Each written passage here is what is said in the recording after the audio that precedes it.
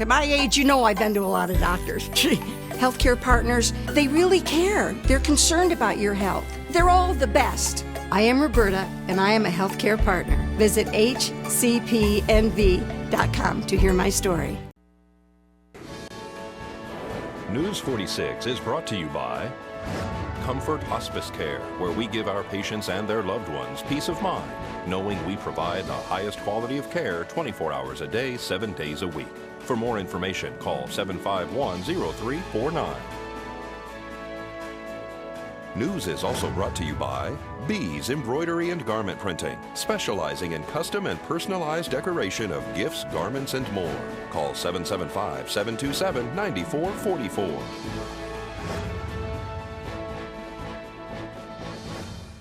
Tonight on News 46, the nation remembers on the 12th anniversary of 9/11. An attendant asks for help with a messy problem. And the Healthy Family event will be held this Saturday. News 46 starts now.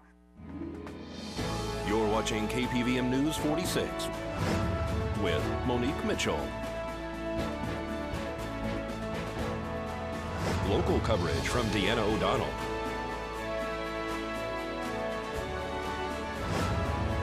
News 46, local coverage you can count on.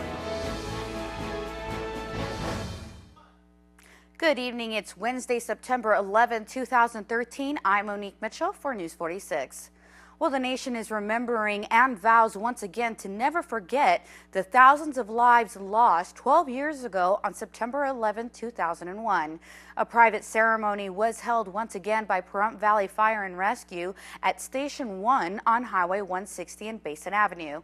Tower Ladder 1 displayed the American flag.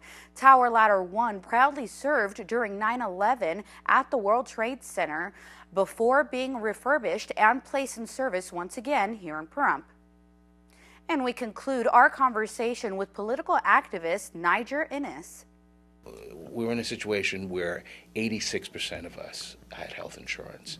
You know, a good 14% of us do not have health insurance. That is a problem. But the question is, you can recognize that it's a problem for the 14%, not for 100% of people, but for the 14%. The question is, what is the problem? And how do you go about solving the problem? I am a stronger believer in competition. I'm a stronger believer that it makes no sense. I don't understand the rationale. Maybe there was some rationale originally for why insurance companies should not be allowed to compete across state lines, but they should be. I mean, you have some states where you have one or two insurance companies having a virtual monopoly on the people in that state. That should not be. And I find it extraordinarily strange that there is no provision in Obamacare that can allow that kind of competition. I also think something that's distorting the health insurance market is litigation.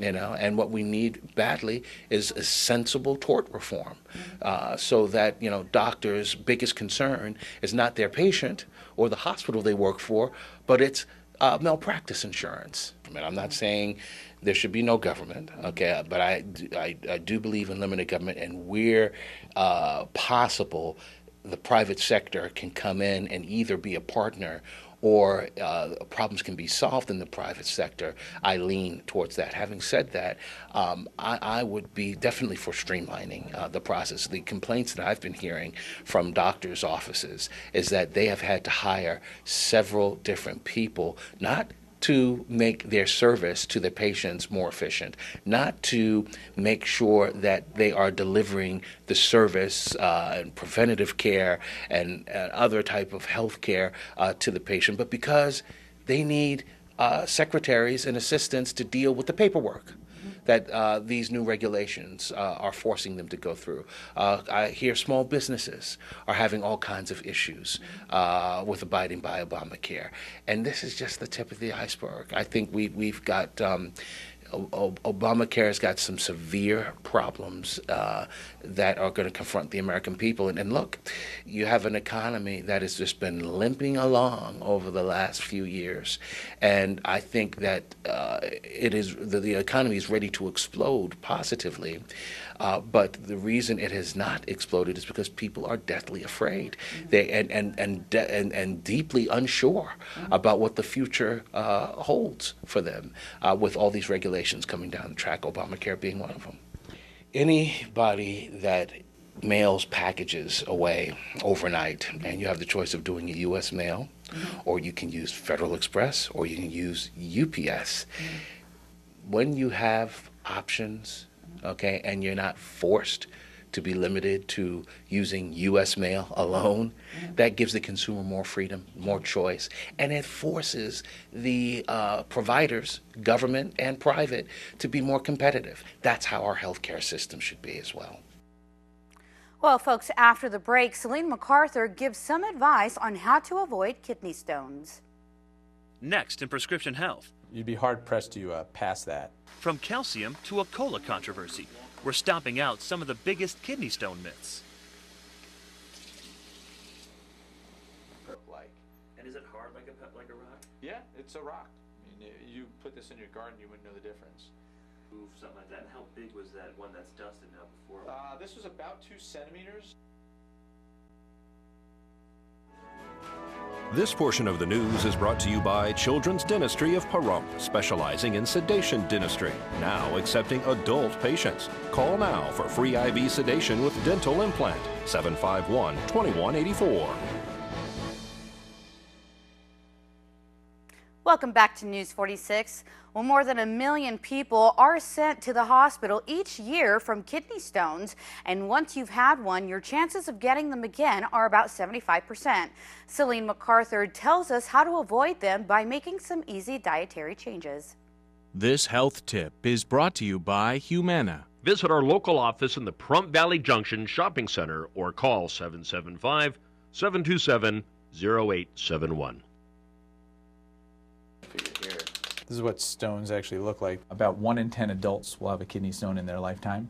It was horrible pain, the worst pain.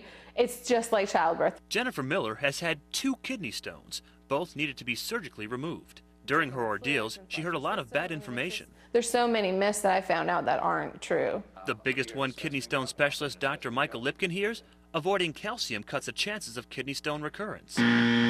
Wrong. While it makes up about 75% of stones, Avoiding calcium is detrimental to kidney stone recurrence. to reduce the risk, he recommends 800 to 1,000 milligrams of calcium, or about 3 dairy servings a day. He also tells many patients like Jennifer who've had a stone to drink 100 ounces, about 3 liters of fluids a day to prevent future stones. But could the extra minerals in hard water actually cause kidney stones? Probably not. Research shows hard water has little to no impact on your risk. The doctor says when it comes to cola, It is controversial. he believes some are bad. In my practice, I do tell patients to try to avoid dark colas. Many dark sodas contain phosphoric acid, which has a questionable link to an increase in kidney stone risk.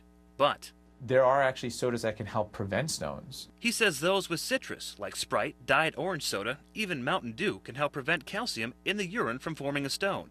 But make sure you have plenty of water, too. Jennifer drinks her 3 liters every day and takes these. And I have to take 4 a day. She's kidney stone smart, and now you are too. I'm Andrew McIntosh reporting. Dr. Limpkin also recommends cutting down on nuts if you're prone to stones. Nuts are rich in oxalate, which can cause stones to form. If you do eat nuts, drink a glass of milk with them. The calcium in the milk will blend with the oxalate and help prevent your body from absorbing it. And here's Deanna O'Donnell with your entertainment this week. Cal Worthington, who built a fortune from a series of West Coast car dealerships and became a TV fixture thanks to commercials urging customers to go see Cal, has died. He was 92 years old. Cal Worthington of Worthington Ford in Long Beach died Sunday after watching football with family at his Big W Ranch in Orland, California, north of Sacramento. No cause of death was released. The Oklahoma native founded his first dealership in the late 1940s in Southern California. As his business empire grew to other western states and Alaska, Worthington starred in a series of TV and radio spots. The ads featured his dog spot with animals ranging from tigers to elephants. He is survived by 6 children and 9 grandchildren. Singer Bruno Mars will be performing this year's Super Bowl halftime show. The 27-year-old confirmed the honor this past week shortly after winning several MTV Video Music Awards to add to his already expanding collection. This season's Super Bowl is set for February 2nd at MetLife Stadium in East Rutherford, New Jersey. Charlie Hunnam will likely have to bear all and engage in some very graphic sex scenes as the leading man in 50 Shades of Grey. But he says it's not a new dimension for him. The Sons of Anarchy star says years ago he was in a miniseries called Queer as Folk, and there were explicit sex scenes, so he doesn't see his role as Christian Grey as a problem but an exciting challenge. After months of speculation, the 33-year-old Hunnam was chosen to play Grey and Dakota Johnson as Anastasia Steele, the main characters in the erotic best-selling novel 50 Shades of Grey by E.L. James. Vin Scully will serve as Grand Marshal of the 125th Rose Parade on New Year's Day. The beloved broadcaster for the Los Angeles Dodgers will be joined by his wife Sandy for the 5.5-mile ride down Colorado Boulevard on January 1st. The 85-year-old broadcaster says he thinks he was tapped for the honor because he's been around a long time, and the current success of the Dodgers has something to do with it. The Tournament of Roses president says he chose Scully because he's an accomplished person who poses humility and integrity. A Lake Tahoe resort once owned by Frank Sinatra and frequented by his Rat Pack buddies is about to undergo a major makeover. The Cal Neva Hotel Casino that straddles the California-Nevada line will close for more than a year, effective immediately, to allow for the multi-million-dollar project. The 219-room, 10-story hotel and 6,000-square-foot casino will be upgraded in an effort to revive the struggling property. The goal is to bring it back to its former glory and to make it what it was like in Sinatra's day. The property has fallen on hard times because of the double whammy of the recession and competition from Las Vegas and Indian casinos. The casino was forced to shut down in 2010 due to declining business. During its heyday from 1960 to 1963, the Cal Neva was owned by Sinatra and became one of the most famous resorts in the country. I'm Deanna O'Donnell. That's your entertainment this week. Well, this Saturday, Nye Communities Coalition is hosting a Healthy Family event at Ian Deutsch Memorial Park. I'm an AmeriCorps with the Nye Communities Coalition. I began in August, and I'll be here for a year, at least. There you go. Nye Communities Coalition is co-sponsoring an event that's going to be at Ian Deutsch Memorial Park. Tell me what your guys' part is going to be in this Healthy Families event. Yeah, we're partnering with Southwest Medical, and we are calling it the Healthy Families Festival. It's Saturday from 9 to noon at Ian Deutsch Park. We are having multiple events.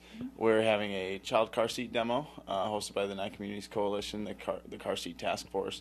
We're having a health and wellness activities events put on by YouthWorks. They're going to have kickball, bocce ball, some three-legged races, tug of war, depending on how many people decide they want to participate. We're having building workshops with Home Depot. They're bringing supplies for kids to play with and build, and sounds like a lot of fun. We're having Southwest Medical is doing Walk with the Doc, where you can walk around a track with a doctor from Southwest Medical and ask them various medical questions that you may have. We are having prevention, substance abuse prevention there with Fatal Vision goggles. We're going to have kind of an obstacle course set up with the goggles. And also registration will start for this one at 8:30 a.m. for the Walk Memory Walk for Hope, suicide prevention and awareness walk. That's a 3-mile walk, isn't it? That is a 3-mile walk. We're going to be circling Ian Deutsch Park however many times it takes to get to 3 miles. And the goal is to spread awareness of suicide prevention and kind of spread some information on what people can do, kind of reading the signs, trainings they can go to, information, hotlines. We are collecting money for the Nevada Coalition of Suicide Prevention, but the walk is free, so you don't have to donate any money, but it is welcome, of course. You can buy T-shirts for $20. All proceeds will go to the Nevada Coalition of Suicide Prevention, and that will be, again, registrations at 8:30. It's completely free to walk, and the event will start at 9. We'll also have speakers there, too. And this whole event is actually free for the public to attend.